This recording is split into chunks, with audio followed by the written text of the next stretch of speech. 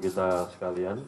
Saudara sekalian, sebagaimana kita ketahui pada hari ini, hari Senin tanggal 16 Oktober 2023, Mahkamah Konstitusi telah membacakan sejumlah putusan pengujian Undang-Undang Pemilu atau Judicial Review terhadap Undang-Undang Pemilu. Di antaranya adalah berkaitan dengan syarat umur bagi bakal calon presiden dan bakal calon wakil presiden. Dan kita juga sama-sama sudah mengikuti siaran langsung yang disiarkan oleh Mahkamah Konstitusi. Nah, terhadap pembacaan putusan Mahkamah Konstitusi tersebut, yaitu putusan Mahkamah Konstitusi nomor 90/PUU strip 21 Romawi /2023, yaitu pengujian materi terhadap ketentuan pasal 169 huruf Q Undang-Undang Pemilu nomor 7 2017, maka perlu KPU menyampaikan pandangan atau sikap KPU terhadap pembacaan putusan Mahkamah Konstitusi tersebut. Secara detail nanti akan disampaikan oleh Mas Idham Holik. Silakan. Terima kasih Mas Ketua. Bismillah. Berkenaan dengan pasal 169 huruf Q Undang-Undang Nomor 7 Tahun 2017 yang kami tuangkan dalam pasal 13 ayat 1 huruf Q Peraturan KPU Nomor 19 Tahun 2023 tentang syarat usia untuk menjadi calon presiden dan calon wakil presiden, yaitu berusia paling rendah 40 tahun. Ya.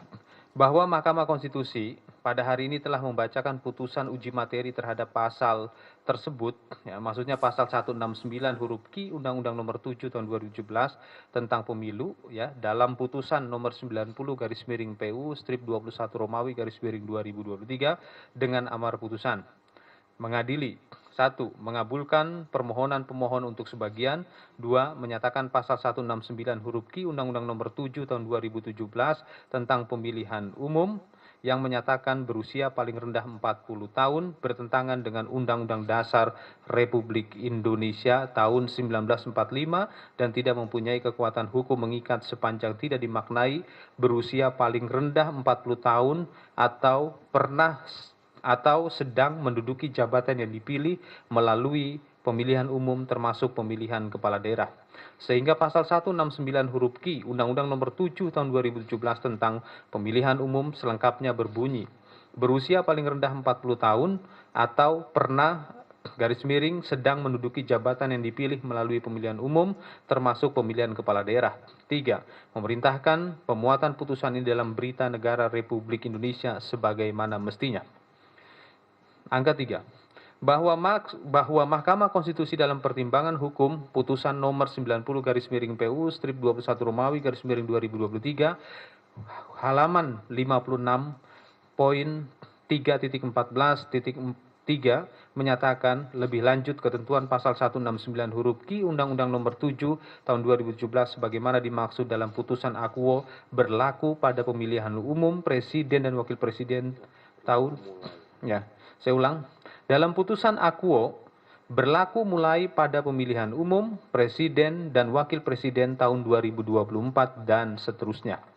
4. Bahwa berdasarkan penjelasan pasal 10 ayat 1 Undang-Undang Nomor 8 Tahun 2011 tentang perubahan atas Undang-Undang Nomor 24 Tahun 2003 tentang Mahkamah Konstitusi, putusan Mahkamah Konstitusi bersifat final, yakni putusan Mahkamah Konstitusi langsung memperoleh kekuatan hukum tetap sejak diucapkan dan tidak ada upaya hukum yang dapat ditempuh.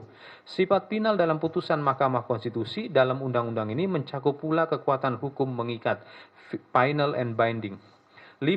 Bahwa KPU telah membentuk peraturan KPU nomor 19 tahun 2023 yang diundangkan pada tanggal 13 Oktober 2023 tentang pencalonan peserta pemilihan umum presiden dan wakil presiden, di mana syarat usia calon presiden dan wakil presiden diatur dalam pasal 13 ayat 1 huruf Q, yaitu berusia paling rendah 40 tahun.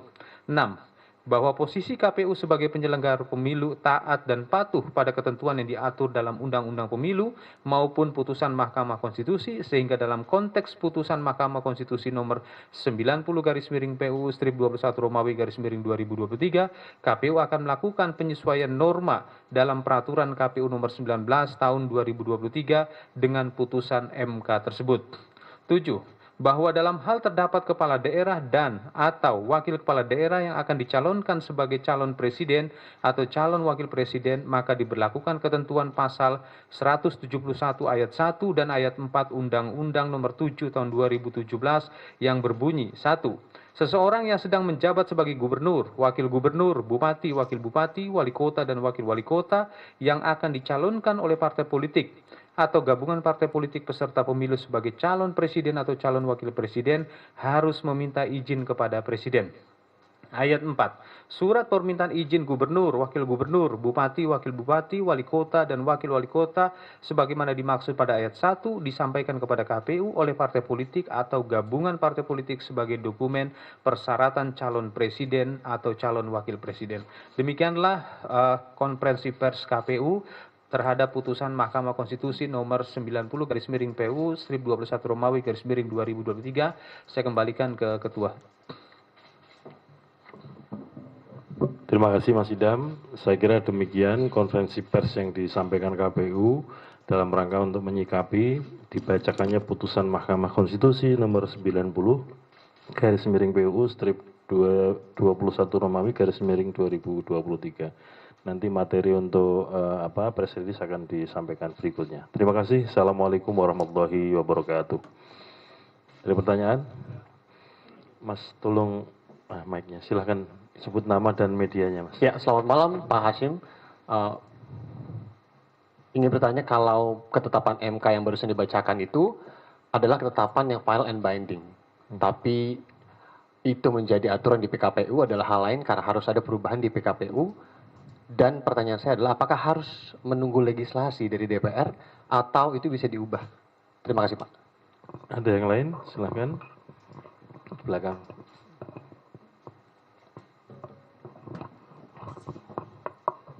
Halo, selamat malam Pak Ketua. Izin Pak Lutfi dari Kumparan, untuk hasil perubahan PKPU-nya ini akan dituangkan melalui revisi PKPU ataukah surat dinas, karena putusan kemarin kan di MA tidak merevisi dari peraturan PKPU yang terkait begitu. Kalau yang hasil MK ini bagaimana Pak untuk tindak lanjutnya begitu? Terima kasih. Ada yang lain? Depan. Assalamualaikum warahmatullahi wabarakatuh. Selamat malam Pak Hasim, Pak Sekjen, dan Mbak Betty dan Mas Idam.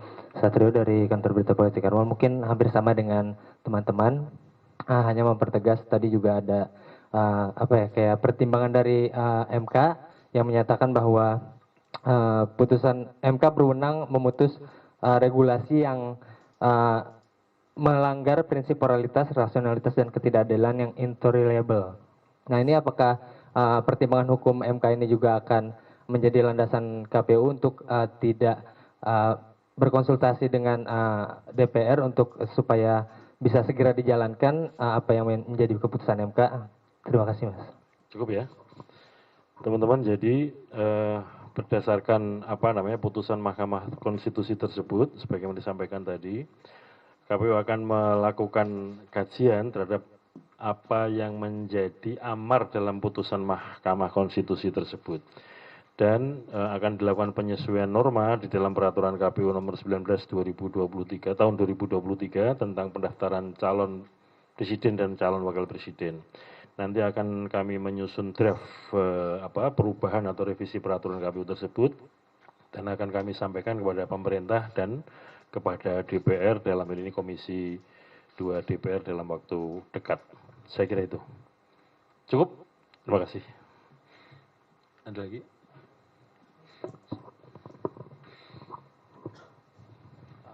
Terima kasih Mas Hasim dan Mas Idam. Mungkin agak sedikit menegaskan aja Mas ya. Soalnya setelah ada putusan MK ini kan banyak pihak mulai merespons juga. Dan ada juga yang bilang bahwa putusan MK ini tidak memiliki kekuatan legislatif sehingga harus dibawa lagi menuju ke DPR, misalkan dibahas terlebih dahulu. Nah, bagaimana respon dari KPU? Apakah ini cukup dengan PKPU saja yang nanti direvisi atau ada langkah lainnya bertemu dengan stakeholder terkait seperti DPR dan lainnya? Terima kasih. Terima kasih. Seperti yang saya sampaikan tadi, KPU akan meresponnya dengan cara tadi berkirim surat kepada dua pihak. Karena kalau di dalam Undang-Undang Pemilu, dalam pembentukan peraturan KPU kan disebutkan harus berkonsultasi kepada DPR dan kepada pemerintah. Kami sampaikan perkembangan putusan Mahkamah Konstitusi tersebut dengan merujuk kepada norma yang ada di dalam amar putusan MK. Kami sampaikan kepada pemerintah dan kepada DPR dalam rangka untuk bagaimana sikap untuk menindaklanjuti putusan Mahkamah Konstitusi tersebut. Demikian.